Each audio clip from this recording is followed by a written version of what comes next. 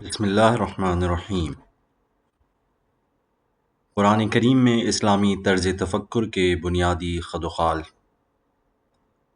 سید علی خامنائی، 7واں حصہ، خوشخبریاں۔ بسم اللہ الرحمن الرحیم۔ یا ایہا الناس قد جاءکم برہان من ربکم وَأَنزَلْنَا إِلَيْكُمْ نُورًا مُبِينًا فَأَمَّا الَّذِينَ آمَنُوا بِاللَّهِ وَاعْتَصَمُوا بِهِ فَسَيُدْخِلُهُمْ في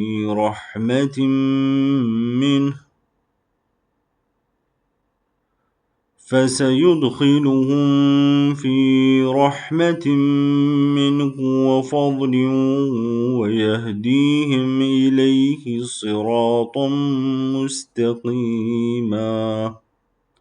صدق اللہ العلی العظیم۔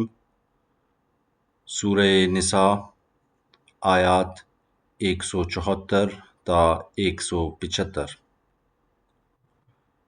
بسم اللہ الرحمن الرحیم۔ ایمان کے بارے میں بحث در حقیقت ایک مقدماتی اور تمہیدی بحث ہے، اس مقصد کے لیے کہ دین کا فہم اور دین کے بنیادی اعتقادی اصول کی شناخت ہمارے اندر یہ جذبہ اور اشتیاق پیدا کرے کہ ہم پوری سنجیدگی کے ساتھ دین کے فہم و ادراک اور معرفت و شناخت کے پیچھے جائیں۔ ہمیں اس چیز کی ضرورت ہے کہ ایمان کی قدر و قیمت و کیفیت کو جانیں۔ ایمان کے بارے میں ہماری بحث اسی چیز کے تناظر میں تھی۔ ایمان کے بارے میں جو 2-3 مسئلے بیان کیے گئے وہ بنیادی اور انتہائی ضروری تھے۔ ان میں سے ایک مسئلہ یہ تھا کہ ایمان علم و معرفت کے ساتھ ہونا چاہیے، نہ کہ محض تقلیدی۔ ایک اور مسئلہ یہ تھا کہ ایمان احساس ذمہ داری اور عمل کے ساتھ ہونا چاہیے۔ ایمان انسان کے اندر احساس ذمہ داری پیدا کرے اور اسے عمل پر ابھارے، نہ یہ کہ دل و دماغ میں صرف ایک خشک اور خالی عقیدہ ہو۔ ایک اور مسئلہ یہ تھا کہ ایک ذمہ دار اور باعمل مومن اس وقت مومن ہے جب اس کا ایمان دائمی ہو، فصلی اور موسمی نہ ہو، صرف منفعت کے وقت نہ ہو بلکہ ہمیشگی ہو، ہر جگہ ہو اور ہر لحاظ سے ہو۔ یہ وہ مسائل ہیں کہ ایمان کے سلسلے میں جن کی طرف اشارہ کیا گیا تھا اور جن کا جاننا ضروری تھا۔ اب ایمان کی قدر و قیمت اور ایمان کا نتیجہ جاننے کے لیے ضروری ہے کہ ہم ان بشارتوں، خوشخبریوں اور نویدوں سے آگاہ ہوں جو خداوند متعال نے مومنین کو دی ہیں۔ دیکھیں کہ خداوند متعال مومن سے اس کے ایمان کے مقابلے میں، اس کے صالح عمل اور ذمہ داریوں کی ادائیگی کے مقابلے میں کس چیز کا وعدہ کرتا ہے۔ وہ انسان جو لین دین کا عادی ہے، جس نے اس نہج پہ زندگی گزاری ہے، یہ دیکھنا چاہتا ہے کہ خدا کے ساتھ اس کا لین دین کس صورت میں ہے۔ وہ ایمان لاتا ہے اور پھر ایمان کے نتیجے میں کچھ ذمہ داریاں قبول کرتا ہے۔ اب یہ جاننا چاہتا ہے کہ اس کے بدلے میں خدا اس کے ساتھ کیا وعدہ کرتا ہے اور اسے کیا بشارت، خوشخبری اور نوید سناتا ہے۔ یہ مسئلہ ایک مومن کے نقطہ نظر سے اور ایک ایسے شخص کے نقطہ نظر سے جو چاہتا ہے کہ ایمان کی وادی میں ثابت قدم اور استوار رہے، انتہائی جاذب و جالب، شیرین اور دلچسپ موضوع ہے اور مومن کو امید دلاتا ہے۔ میری نظر میں شاید تقریباً 30-40 مطالب ہیں جو خداوند متعال نے قرآن کریم میں ایمان پر مترتب کیے ہیں۔ مومن کو یہ 30-40 عظیم امتیازات اور اعزازات نصیب ہوتے ہیں جو سب کے سب عظیم ہیں، سب اہم ہیں سب ایک انسان کے خوشبخت اور سعادت مند ہونے کے لیے ضروری ہیں۔ ان 30-40 موضوعات میں سے ایک موضوع بہشت ہے۔ ان میں سے ایک نوید جنات عدن تجری من تحتہم الانہار اور اس طرح کی 30-40 نویدیں ہیں۔ ہر لحاظ سے مکمل طور پر سعادت و خوشبختی سے بہرہ مند ہونے کے لیے انسان کن چیزوں کا محتاج ہے؟ انسان کو سعادت مند ہونے کے لیے کن چیزوں کی ضرورت ہے؟ وہ چیزیں کہ انسان ہر لحاظ سے سعادت مند ہونے کے لیے جن کا محتاج ہے، ان سب کی مومن کو بشارت دی گئی ہے۔ اس سے ہم یہ نتیجہ نکالتے ہیں کہ ایمان یعنی عقیدہ و عمل، جیسا کہ قرآن کریم فرما رہا ہے، مساوی اور برابر ہے سعادت و خوشبختی کی تمام شرائط کے ساتھ، کہ جن کی ضرورت ایک انسان اپنے لیے تصور کر سکتا ہے۔ انسان کن چیزوں کا محتاج اور ضرورت مند ہے؟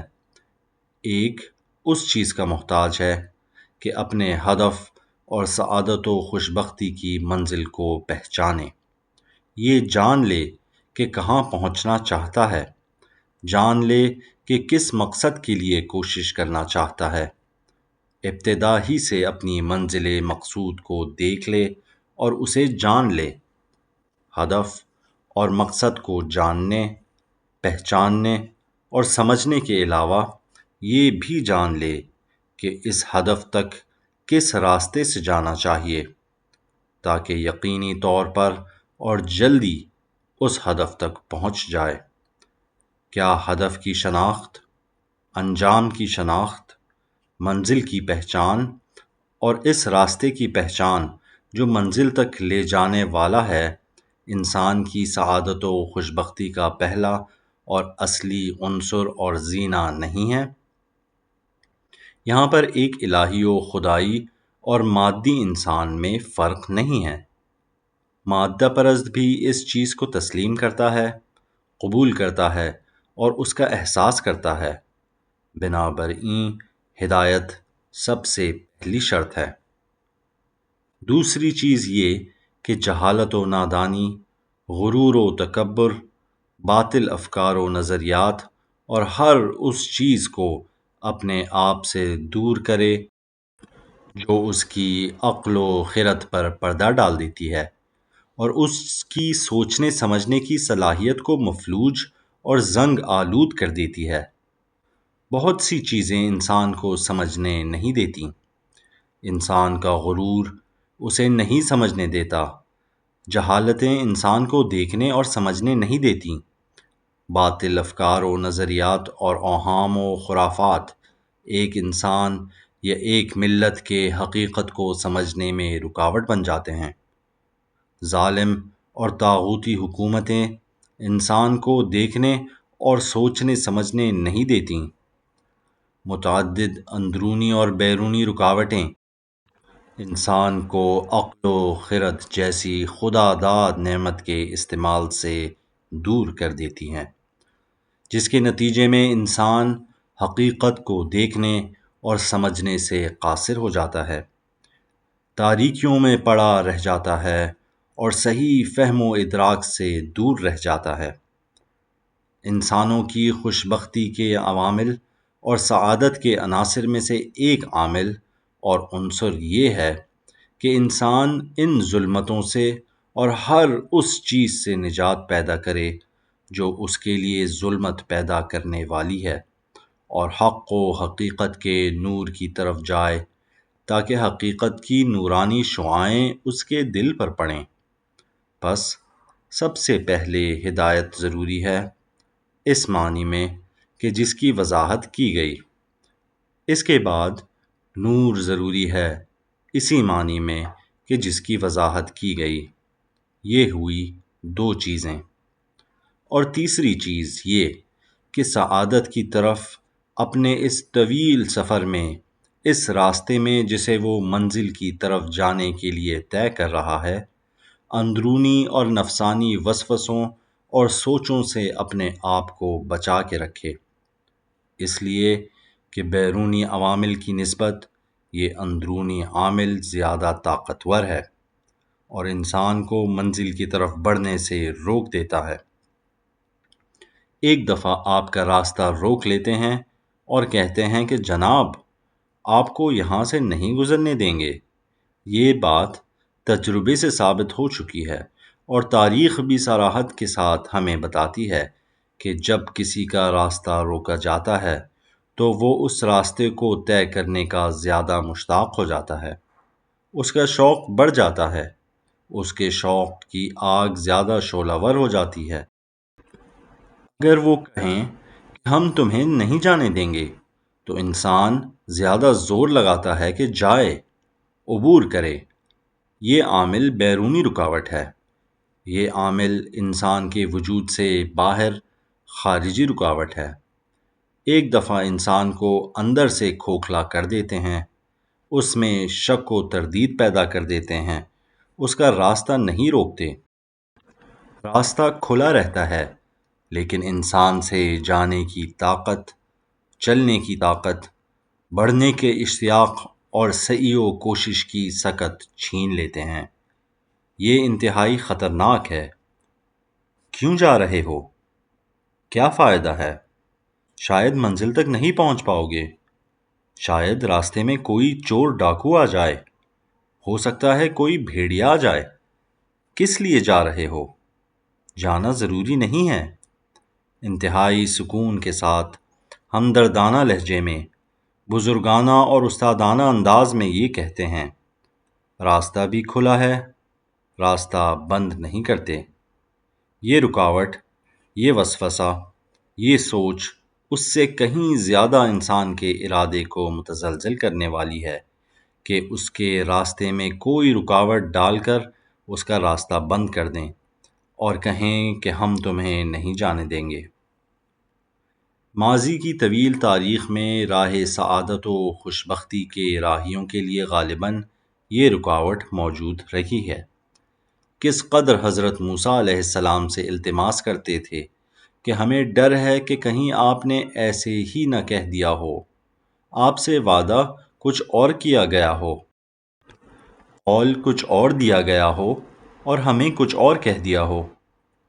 قرآن کریم فرماتا ہے کہ فقر و فاقہ، غربت و افلاس اور دباؤ اس قدر زیادہ تھا کہ عوام تو بجائے خود خواص تک ڈگمگا جاتے تھے اور کہتے تھے، متی نصر اللہ؟ پس کب؟ پس کہاں؟ کیا ہوا؟ دیکھیں، یہاں تک کہ یہ تردیدیں اور اندرونی وسوسے اور شکوک و شبہات خواص کو بھی بھلا دیتے ہیں۔ انسان اگر سعادت مند بننا چاہتا ہے اور منزل مقصود اور راہ سعادت کے آخر تک پہنچنا چاہے تو اس کی ایک شرط یہ بھی ہے کہ اس تردد، شک و شبہ، اضطراب، روحانی و نفسیاتی پریشانی اور ذہنی بے سکونی و بے آرامی سے نجات پائے اور اس اندرونی وسوسے، اضطراب اور بے چینی پر غلبہ پائے۔ یہ بھی ان چیزوں میں سے ایک ہے جو انسان کو سعادت تک پہنچاتی ہیں، یعنی انسان سعادت کے طویل سفر میں ان اندرونی وسوسوں اور شکوک و شبہات سے چھٹکارا پائے کہ جو بیرونی عوامل سے زیادہ خطرناک اور انسان کے ارادوں کو کمزور کرنے والے ہیں۔ بنابراین تیسری چیز ذہنی، روحانی اور قلبی سکون و اطمینان ہے، اور چوتھی چیز یہ کہ اپنی سعی و کوشش کو مفید اور ثمر بخش سمجھے، یہ امید رکھے کہ یہ کوشش رائیگاں نہیں جائے گی۔ وہ لوگ جو یہ امید نہیں رکھتے ہیں کہ ان کی حرکت اور کوشش نتیجہ خیز ثابت ہوگی، یقیناً وہ سعادت و خوشبختی اور کامیابی و کامرانی کی منزل تک نہیں پہنچ پاتے۔ لہٰذا انسان کو چاہیے کہ مطمئن ہو کہ اس کی کوششیں ثمر بخش ثابت ہوں گی۔ یہ جان لے کہ وہ جو کام بھی کرتا ہے وہ ایک مثبت اثر چھوڑتا ہے۔ یہ جان لے کہ وہ ہر قدم جو اٹھاتا ہے ایک گام منزل سے نزدیک تر ہو جاتا ہے۔ ایک بیاباں میں اگر آپ کو معلوم ہو جائے کہ منزل اس طرف ہے، آپ جانتے ہوں کہ کس طرف جا رہے ہیں، تو اگر دیر ہو چکی ہو، اگرچہ آپ اکیلے رہ گئے ہوں، قافلے سے بچھڑ چکے ہوں، پھر بھی آپ شوق و جذبے اور مضبوط ارادے کے ساتھ حرکت کرتے ہیں، قدم بڑھاتے ہیں اور آگے کی طرف بڑھتے ہیں۔ لیکن اگر آپ راستہ بھٹک چکے ہوں اور نہ جانتے ہوں کہ اس طرف سے جانا چاہیے یا اس طرف سے، تو آپ جس طرف بھی جاتے ہیں اور قدم بڑھاتے ہیں تو دیکھتے ہیں کہ سست ہیں، آپ کے قدموں میں جان نہیں ہے۔ کیوں؟ اس لیے کہ آپ نہیں جانتے کہ آپ کی کوشش ثمر آور ہوگی یا نہیں۔ آپ یہ احتمال دیتے ہیں کہ یہی ایک قدم آپ کو منزل سے ایک گام دور کر دے گا، لہٰذا آپ اس طرف سے واپس آ جاتے ہیں اور دوسری طرف چلے جاتے ہیں، اور پھر کچھ دیر بعد کسی دوسری سمت میں چلنا شروع کر دیتے ہیں۔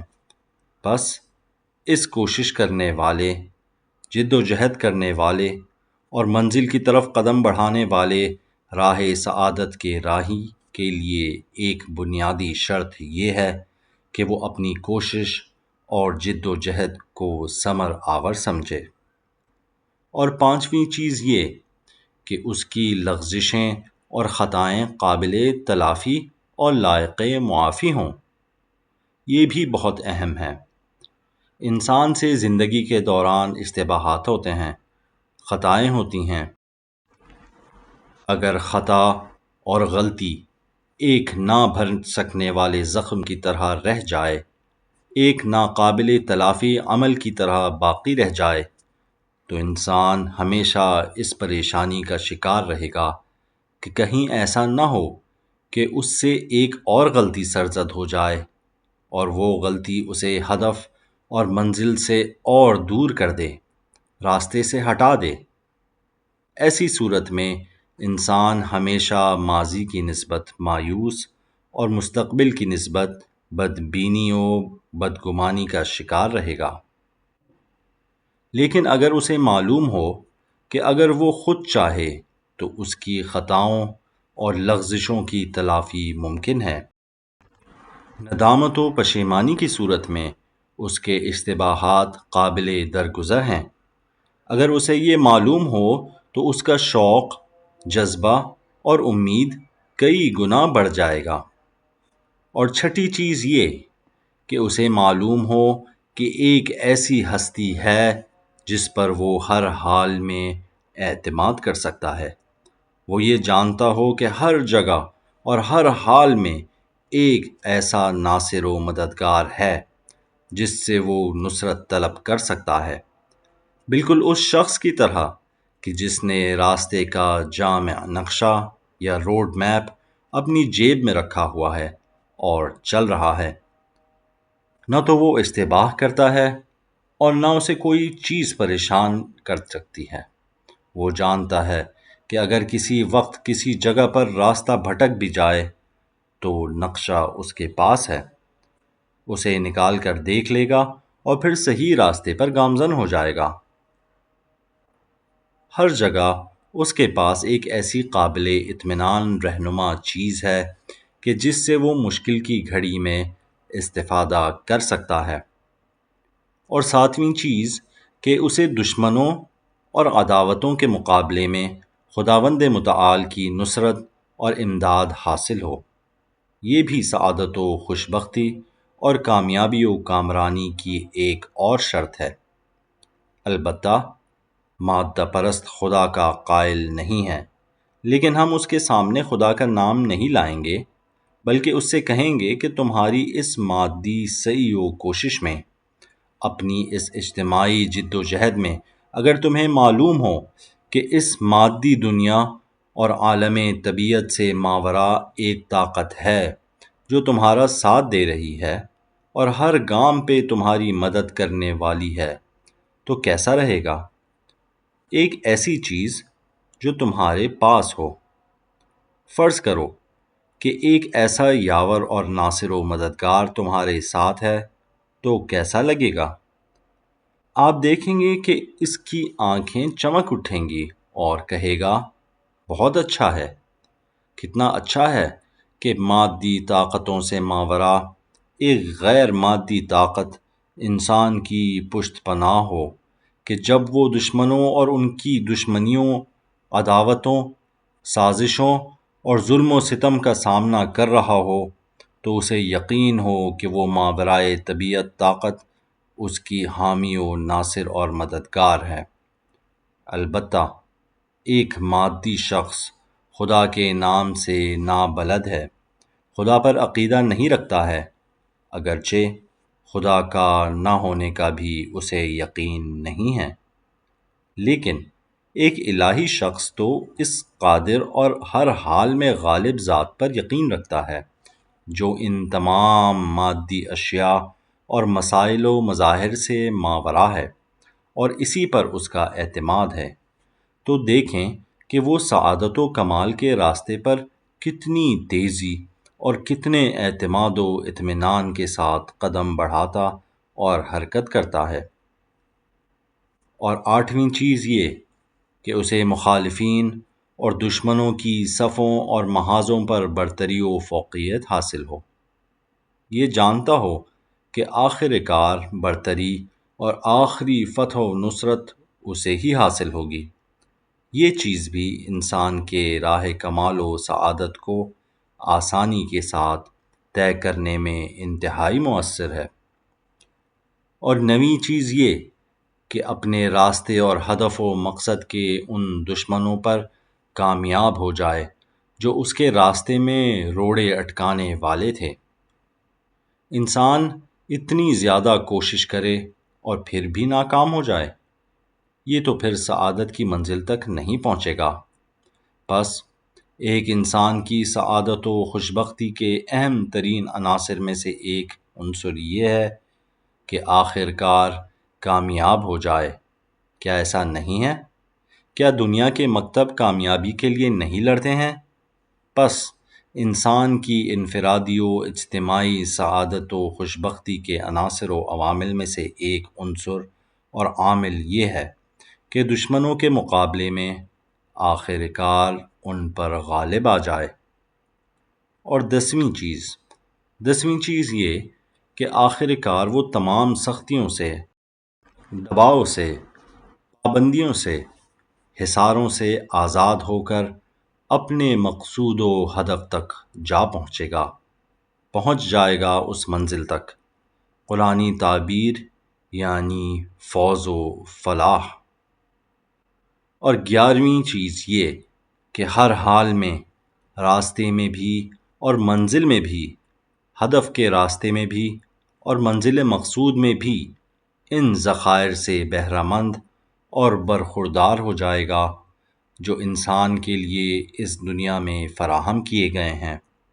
زمین و آسمان کی برکات اس پر نازل ہوں، زمین کی گندم اور آسمان کی بارش کے قطرے، سمندروں اور جنگلوں کے ذخائر اور پہاڑوں کی معدنیات اور انسان کے لیے ضروری ہر قسم کے حیاتی اور غیر حیاتی مواد، اور ان سب سے بالا تر ہوش و حواس، صلاحیت و استعداد اور فہم و ادراک کے دریچے اس پر کھل جائیں اور وہ ان سے کما حقہ استفادہ کرے۔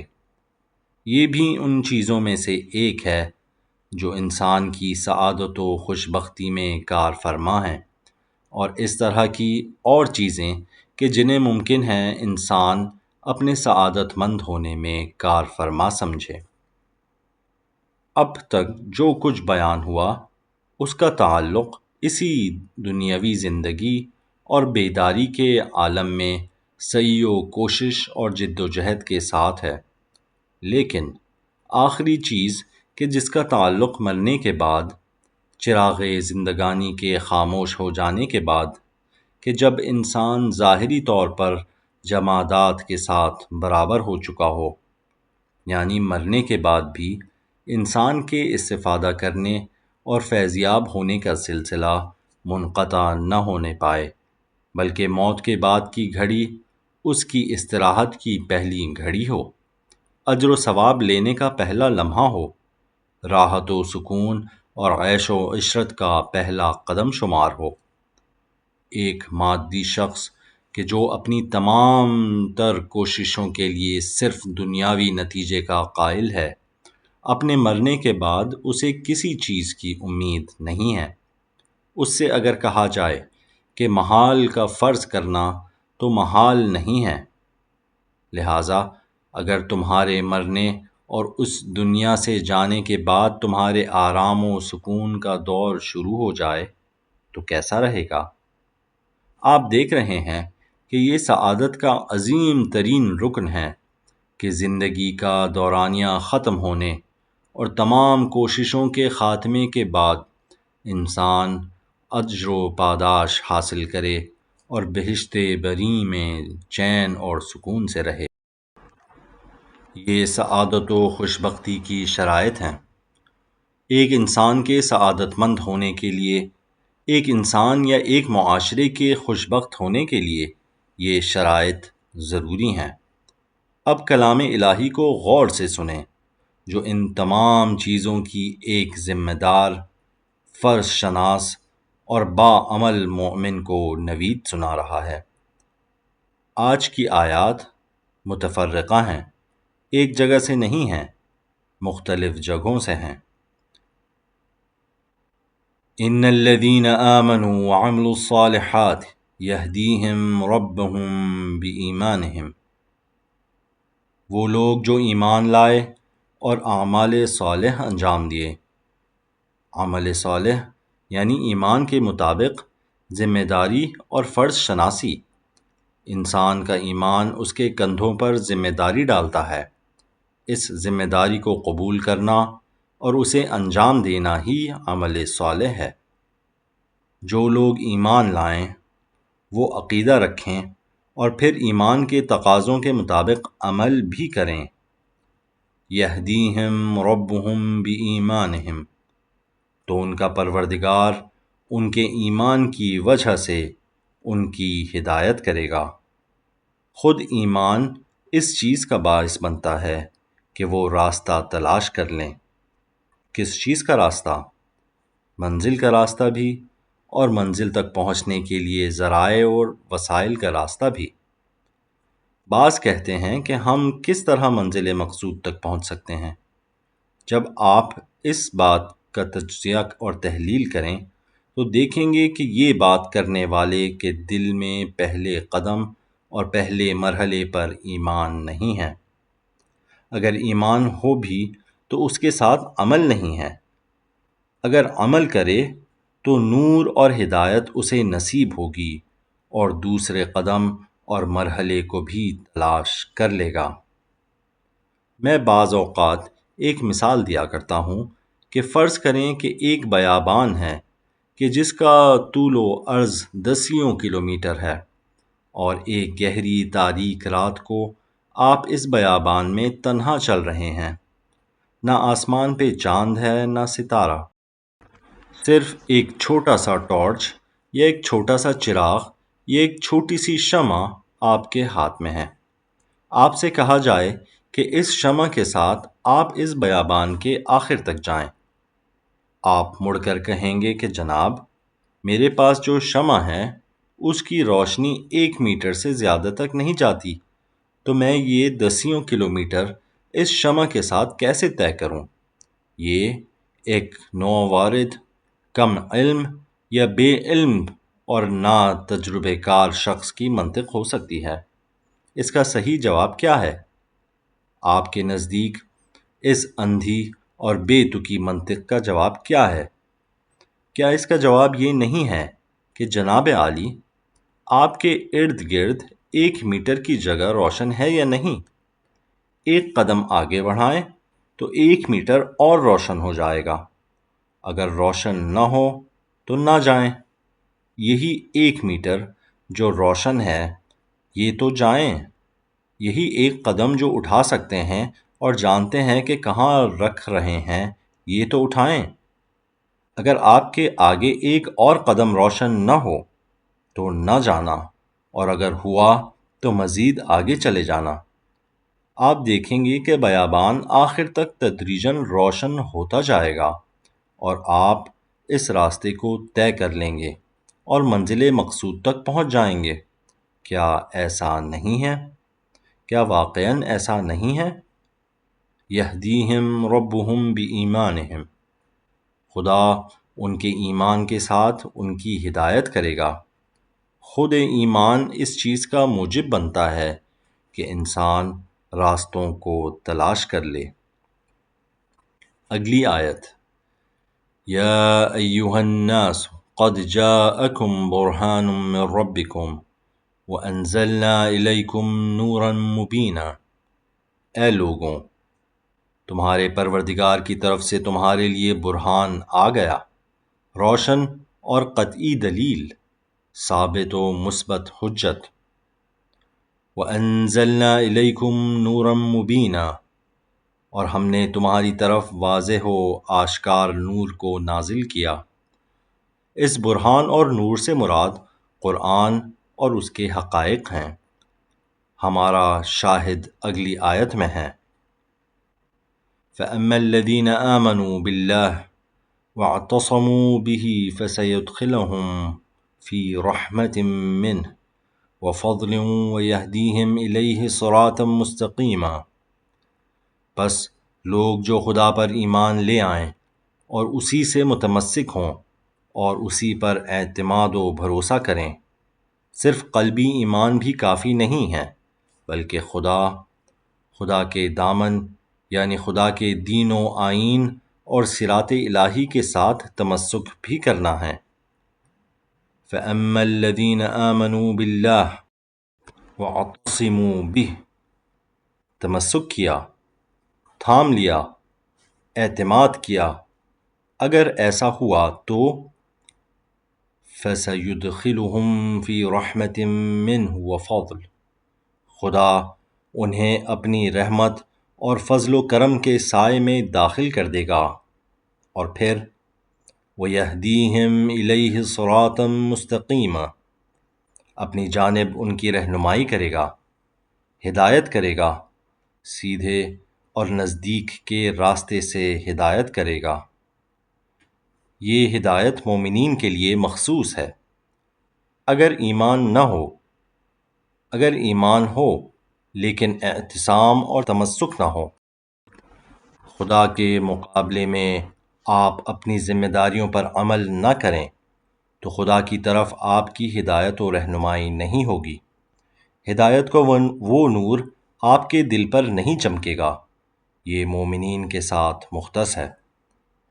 ایک اور آیت، وَالَّذِينَ جَاهَدُوا فِينَا ہے۔ یہ مشہور و معروف آیت ہے جو زبان ضد خاص و عام ہے۔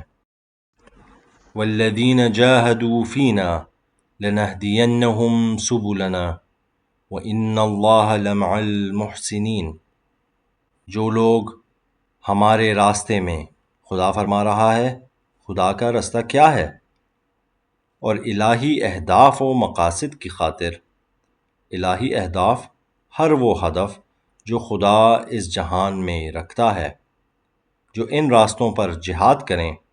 خدائی اہداف کیا ہیں؟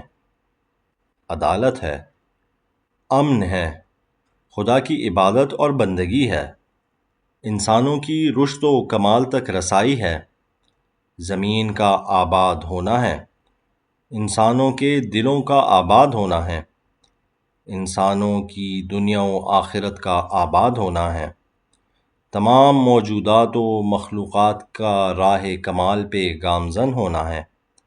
یہ خدائی اہداف و مقاصد ہیں۔ ظن و گمان کا نہ ہونا، شرک کا نہ ہونا، کفر کا نہ ہونا، بد امنی کا نہ ہونا، تند خوئی اور درندہ صفتی کا نہ ہونا، سرکشی اور بغاوت کا نہ ہونا، یہ سب خدائی اہداف ہیں۔ وَالَّذِينَ جَاهَدُوا فِينَا، جو لوگ ہمارے اہداف و مقاصد کے راستے میں جہاد کریں، الہی و خدائی اہداف کے لیے کوشش کریں، لَنَهْدِيَنَّهُمْ سُبُلَنَا، بغیر کسی شک و تردید کے ہم انہیں اپنے راستوں کی ہدایت کریں گے، انہیں سرگرداں نہیں چھوڑیں گے۔ وہ شعر جو میں نے پڑھا اس کی جگہ یہی تھی۔ اس فارسی شعر کا مفہوم یہ ہے کہ تو راستے میں قدم رکھ اور پھر کچھ نہ پوچھ، راستہ خود تجھے بتائے گا کہ کیسے جانا ہے۔ ہم نے کہا کہ نور ان چیزوں میں سے ایک ہے جو انسان کے سعادت مند اور خوش بخت ہونے کے لیے ضروری ہیں، اور گزشتہ صفحات میں ہم نے نور کے بارے میں وضاحت بھی کر دی تھی۔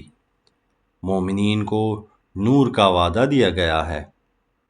اللہ ولی الذین آمنوا یخرجہم من الظلمات الی النور۔ خدا مومنین کا سرپرست اور ہم محاذ ہے۔ میں ولی کا معنی ہم محاذ، متصل اور ہم سطح کرتا ہوں، اور اسے سرپرست، دوست اور ناصر و مددگار جیسے رائج معانی پر ترجیح دیتا ہوں، کیونکہ ولایت اتصال کے معنی میں ہے، دو چیزیں جو باہم اکٹھی اور ایک دوسرے سے متصل باندھ دی جائیں، اسے ولایت کہتے ہیں۔ خدا مومنین کا ولی ہے، یعنی ہمیشہ مومنین کے ساتھ ہے۔ کیا مطلب کہ ہمیشہ مومنین کے ساتھ ہے؟ یعنی خدا اور مومنین ایک صف میں اور دشمنان خدا دوسری صف میں مومنین اور خدا کے مقابلے میں ہیں۔ قرآن کریم میں جہاں پر بھی ولی ہے، جیسے واللہ ولی المؤمنین یا اولیاء اللہ یا دوسری تعبیرات، ان سب میں ولی اس معنی میں ہے، یہ آپ کے مد نظر رہے۔ اللہ ولی الذین آمنوا، خدا مومنین کا سرپرست اور ہم محاذ ہے۔ یخرجہم من الظلمات الی النور، انہیں ظلمات اور تاریکیوں سے نکالتا ہے اور نور تک پہنچاتا ہے۔ اس جگہ کی ہم نے مختصر وضاحت کی تھی کہ جو ظلمات کا معنی سمجھنے کے لیے مناسب ہے، خدا انہیں ظلمتوں سے، جہالت و نادانی کی ظلمتوں سے، خرافات، غرور و تکبر، طاغوتی اور غیر انسانی حکومتی نظاموں اور تمام وہ چیزوں جو انسان اور اس کی فکر اور عقل و خرد کے گراں بہا گوہر کے لیے زندان اور تاریک گڑھا شمار ہوتی ہوں، ان ظلمتوں سے انہیں خارج کرتا ہے، رہائی بخشتا ہے نور کی جانب۔ کیسا نور؟ معرفت، علم و دانش اور انسانی اقدار کے نور تک پہنچاتا ہے۔ خدا مومن کے ساتھ یہ کام کرتا ہے، اور کسی بھی صورت میں غیر مومن کو، بے ایمان کو، شک و تردید کے شکار اور ناشکر کافر کو نور تک نہیں پہنچاتا۔ لہٰذا مشرک ہمیشہ مضطرب رہتا ہے، مشرک ہمیشہ پریشان رہتا ہے، مشرک کی زندگی ہمیشہ اضطراب اور پریشانی میں گزرتی ہے۔ اس کے لیے نورانیت نہیں ہے، حقیقی معرفت نہیں ہے، صحیح شناخت نہیں ہے، جہاں بھی پہنچ جائے۔ والذین کفروا، لیکن کفار کی صورتحال کیا ہے؟ کفار یعنی وہ لوگ جنہوں نے دینی عقیدے اور دین کے مکتب کی ناشکری کی، اس الہی تحفے اور ہدیے کو ناشکری کے ساتھ ٹھکرا دیا۔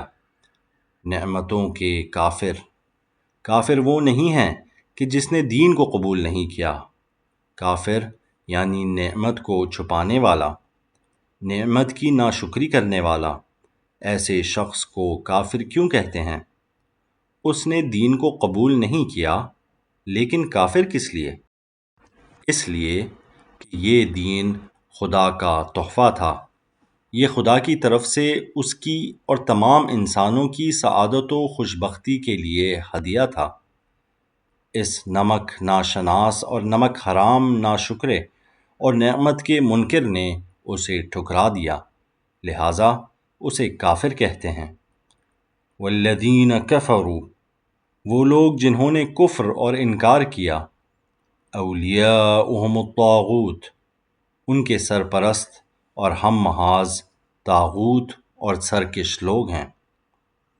یخرجونہم من النور الی الظلمات، جو انہیں نور معرفت سے دور کر کے ظلمتوں اور تاریکیوں کے زندان کی طرف کھینچ کے لے جاتے ہیں۔ اولئک اصحاب النار ہم فیہا خالدون، وہ سب آگ کے مصاحب و ہم نشین اور اس میں ہمیشہ رہنے والے ہیں۔ یا ایہا الذین آمنوا، اے وہ جو ایمان لائے ہو، اذکروا اللہ ذکرا کثیرا، خدا کو بہت زیادہ یاد کرو، وسبحوہ بکرۃ واسیلا، اور ہر صبح و شام اس کی تسبیح کرو۔ هو الذی یصلی علیکم وملائکتہ، وہ اور اس کے فرشتے تم پر درود بھیجتے ہیں۔ کیوں؟ لیخرجکم من الظلمات الی النور، تاکہ تمہیں ظلمات اور تاریکیوں سے نکالے اور نور کی طرف تمہاری ہدایت کرے۔ یہ ہے قرآن، اور قرآن کی نوید و بشارت اور خوشخبری۔